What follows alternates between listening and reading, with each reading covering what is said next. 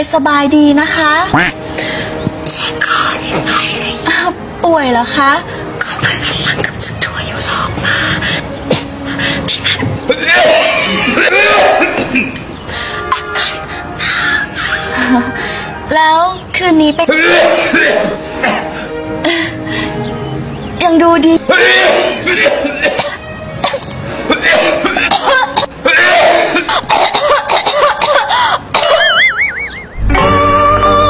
อาการไอติดต่อกันได้ดูแลภาพพจน์ตัวเองให้ดีนะครับบรรเทาอาการไอยาแก้ไอผสมมะขามป้อม